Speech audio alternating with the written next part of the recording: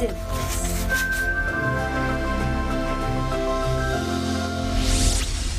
Nagbabalik po ang Good Morning Kapatid. Bawat isa po sa atin, mga kapatid, ay may kanya-kanyang abilidad o talento. At ang mga abilidad o kakayahan ng isang tao may tamang timing sa ating buhay. Kagaya na lamang po ng letter sender natin for today na may naiibang kwento. Dear Dimples, ako si Helen, 25 years old, single, living with my parents from Malabon City. At this age, bigla na lang ako nakapansin ng pagbabago sa sarili ko. Nagsimula akong makakita at makaramdam ng mga bagay na hindi nakikita ng ating dalawang mata. May mga panaginip din na nagkakatotoo tungkol sa aking mahal sa buhay o mga kaibigan.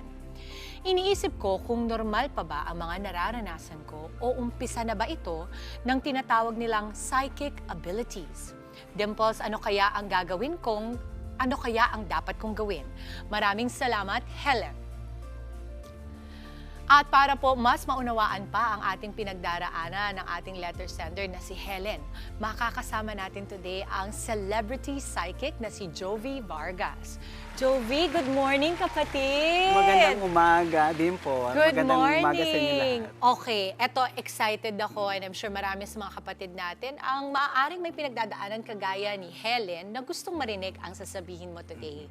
Jovi, ano ba muna ang ibig sabihin ng psychic ability? Paano ba ito nade-develop? Well, yung psychic ability, inborn na acto yan sa lahat. Lahat tayo meron yan. May ability tayo. Yung nga lang, yung iba kasi hindi masyadong open. Yung iba naman very sensitive. So, yung pagde-develop naman ito, nasa tao na lang yan. Kasi pwede mo namang isara, pwede rin naman natural na bukas na yon. That's right. Okay. Eto, dun sa narinig nating sulat or letter ni Helen, paano ka nakaka-relate dun? Kasi ito, biglang nagising siya at pakiramdam niya meron siyang mga bagong nakikita, nararamdaman, nagkakatotoo daw, yung mga naiisip niya. Nagkaroon ka ba ng karanasan nung nagsisimula ka pa lang? Well, actually, hindi naman halos pareho, no?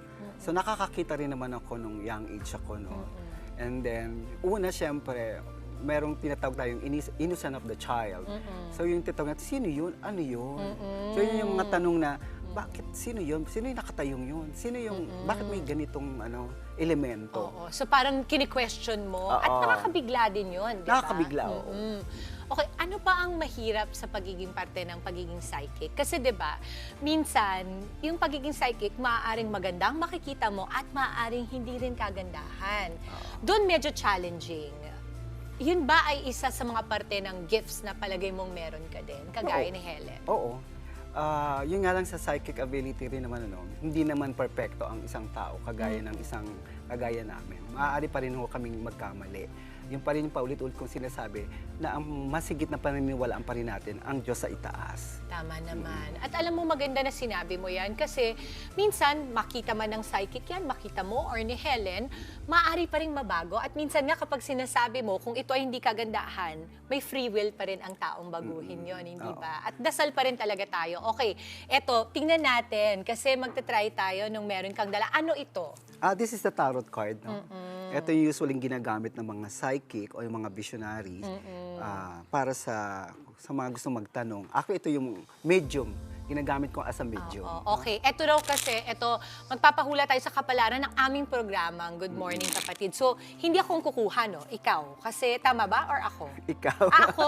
Okay. Ako yung representative. Okay. So, kuha mo Ito ako po. ng 10 card. 10 cards. Okay. So, 1, 2, 3, 4,